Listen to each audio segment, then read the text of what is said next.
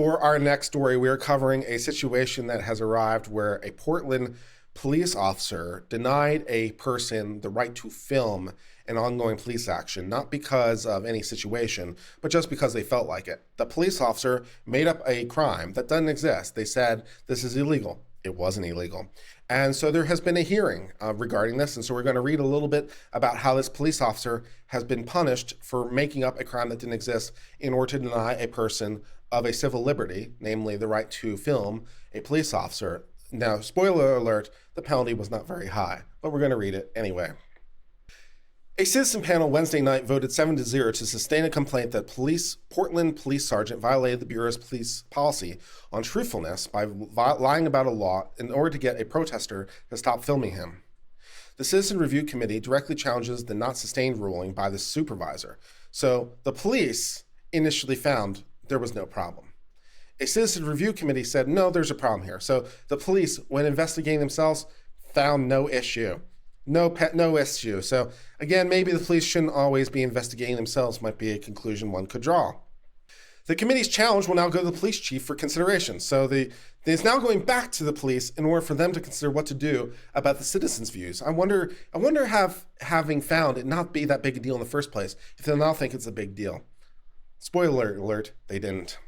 The Citizens Committee members said they were perplexed by this captain's reasoning for the finding, even though Sergeant Smith acknowledged he misrepresented the law to get a protester to stop videotaping him during a demonstration in front of a fuel storage facility. Smith admitted to falsely telling the person that they didn't have a right to film officers and threatened them that they could arrest if they didn't stop. The Citizens Committee a year ago found Smith had violated the Bureau's directive on professional conduct by misrepresenting the law and improperly threatening to arrest. The police chief agreed with his apologize. I didn't say the name of the police chief, and I really have to. Police Chief Danielle Police Chief Outlaws disagreed with those findings, but she said the case back to for internal affairs for further investigation, acting investigators to consider whether they also violate Bureau policy on truthfulness. Following the latest internal affair investigation that included other interviews with the sergeant, she said he could not sustain the untruthfulness allegation, but recommended a debriefing with the sergeant. She found this deception permitted under an exception to the policy, which says it's not okay, which says it's okay to not be truthful when it's necessary to protect physical safety. How that's applicable here is not clarified in any way, just in case you're curious. There's a policy that says it's okay to lie if it's necessary to protect physical safety. Was that the case here? No analysis whatsoever. Okay? They referenced the latest interview, which said he used the deception to distract, de-escalate the encounter, and get him to back away. The sergeant made a very quick decision to gain compliance without escalating the situation. The Citizens Committee said that they didn't buy the explanation. The citizens don't believe it. Yeah. A lot of what the sergeant says undercuts their own credibility. They say they wonder how lying to someone can be construed as a de-escalation complete. Why would it calm someone down if they think the officer's lying to them? A fair point. But again, you see the problem here, people. The problem here is the citizen is doing this thing called applying reasoning. And, the police don't necessarily like it when you try to apply reasoning to what they're doing. The citizen said the sergeant's explanation was an after-the-fact excuse. You don't say. The committee's vice chair said, how is lying about your right to film going to make the officer more safe? These are good questions. The police captain, whose name is Outlaw, I again would like to remind you, Police Captain Outlaw, attempted to explain her reasoning further, but only continued to baffle the members. Committee member Daniel Schwartz countered that video evidence captured in the encounter showed there was no perceptible threat of safety. There wasn't. I do not believe a reasonable person can look at the video evidence and conclude that this exception applied. Again, problem is you're thinking. You're not supposed to do that. That's not allowed. They said it sounded like the traffic captain was making excuse for the sergeant. I have a constitutional right to film the police, he said. That's what I think. There's no circumstances which an officer should be allowed to infringe on First Amendment rights. Mind blown. The Citizens Committee challenge will now go to the police chief, who can agree with the finding or not, which makes you wonder what the value of the Citizens Committee is when the police chief can just overrule it, and then determine what level of discipline should be allowed for. So anyone want to take guesses as to what discipline the police chief decided to go with here, guys? Well, if you said the officer was suspended for 1 day, your bet was correct, because that's what actually happened. The police chief said, okay, you say it's a problem, I'm going to suspend this officer for 1 day. for violating someone's constitutional rights for lying about the law. Super. A Portland police sergeant who lied about the law to get a protester to stop filming him and officers was suspended without pay. 1 day without pay, man. According to recent records. The police review board found that Sergeant Smith did not knowingly violate the policy on truthfulness. Okay. The board is made up of officers, a citizen's representative, and a citizen member.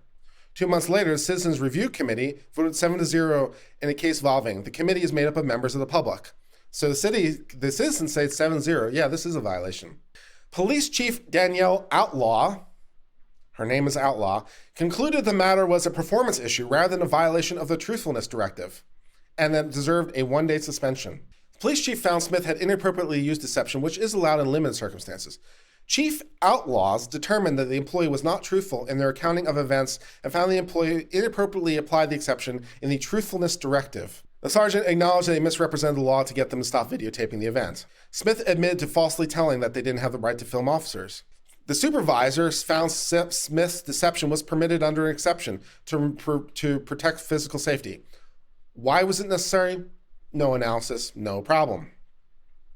4 members of the police review board voted not to sustain the untruthfulness allegation, and 1 member said that Smith should be exonerated. The argument Smith did not knowingly violate the directive. The citizens are being ignored. The person whose rights were violated, Kernshaw says it's okay, that they're okay with a 1-day suspension, but said he's upset the review board didn't recognize the officer violated the policy and law. Well, why would they do that? They don't have to, right? It shows their continued disregard for citizens' right to film officers is protected under state law and the United States Constitution. It was pretty clear based on the memorandum remarks that Chief of Police and Police Review Board still don't understand the legal obligation. Yeah, they seem to have problems. And when the citizens say 7-0, you violated the law, they said, okay, we'll suspend you for 1 day of pay. Ooh. Is this the first time this has ever happened? Of course not. Let's read some of further cases regarding some similar incidents that also have occurred. Smith's case was one of a number of police instances. The Bureau has provided a summary. Other cases include an officer who was fired after writing a false report about his police car crash in 2016 and gave an account of the crash that didn't fit evidence from the scene. An officer retired instead of facing a proposed 1-week suspension without pay after inappropriately recommending the recent retiree for police rehire program, even though as a retiree he didn't pass a firearms qualification test.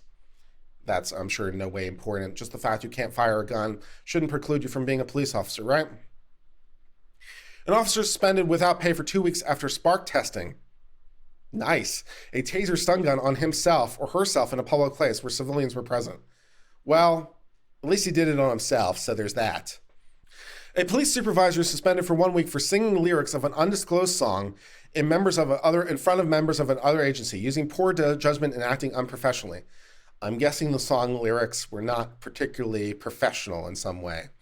And the majority of a board also concluded the song constituted a violation of city rule against workplace harassment and discrimination. The board summary redacted the name of the song, where it was sung, and the supervisor's name. I wish I knew what song it was. We might have to Google that. Hold on. We're going to take a deviation, see if we can find it. Hold on. Okay. Apparently the song is Baby Got Back. Though no one wanted to drop a dime on the cop, I did manage to get some unconfirmed details about the song deemed so egregious, so offensive, and so harassing the supervisor needed to stay out a week. Here it is, Baby Got Back from Sir Mix-a-Lot. Excellent. The board recommended Police Training Division re-emphasize sergeants the need to supervise scene and not directly engage in operations.